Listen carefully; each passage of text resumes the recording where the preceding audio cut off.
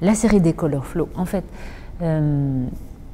toute cette exposition que je présente à Singapour, c'est très important d'en parler, c'est qu'ils sont nés après plusieurs années de travail autour des maîtres flamands.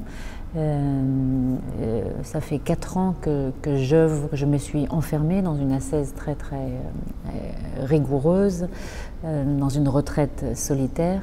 Et avec le commissaire d'exposition Daniel Abadi, on travaille sur un hommage au maître flamand qui va être présenté au musée Groningen le 4 mai prochain, au musée Memling, qui sont à Bruges, ainsi qu'au musée de la Maison d'Erasme à Bruxelles. Et pourquoi c'est important d'en parler?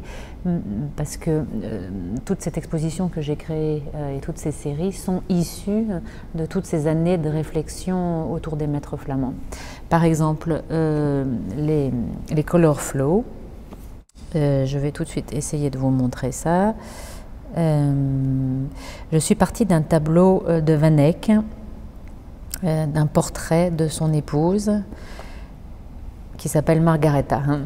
Et Margaretha est un des plus beaux portraits du XVe siècle.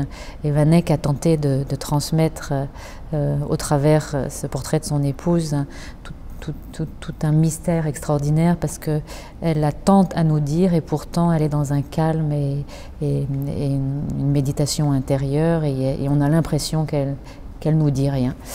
Et donc il a réussi à incarner le mystère dans ce portrait, ce qui est excessivement difficile. Donc j'ai passé du temps à regarder ce portrait et à me demander comment j'allais lui rendre hommage et comment j'allais inventer ma propre Margaretha. Et tout à coup, dans la coiffe, j'ai vu que Van Eyck avait peint cette pensée labyrinthique.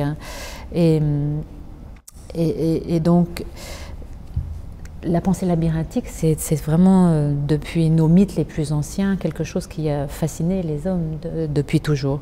Et j'ai décidé de vivre cette expérience moi-même, d'oublier tout ce que je savais, de me perdre dans ces labyrinthes et ces méandres.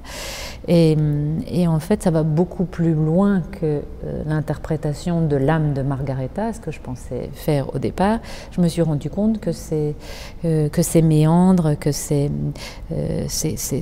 volutes, ces courbes de flux, ces mouvements dans l'espace étaient souvent, en contemplant la nature, pouvaient se retrouver dans les manifestations des méandres des nuages dans le ciel.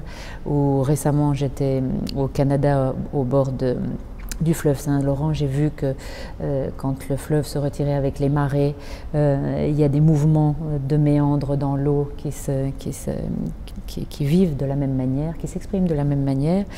Et ces méandres sont aussi ceux qu'on trouve quand on prend l'avion de la Terre vue du ciel avec ses grandes rivières. Enfin, c'est une forme archétypale qu'on retrouve dans le vivant sur notre petite Terre. Et je pense que c'est aussi une forme, peut-être que la pensée, dans ses songes, dans ses rêveries, circule aussi de la même manière. Donc j'ai créé toute une série après Margaretha de ces méandres que je présente à Art Plural, et je suis très heureuse. Donc une rêverie sur ces méandres qui, à mon sens, vont beaucoup plus loin que juste Margaretha, mais qui représentent quelque chose de très beau dans ces formes de la nature.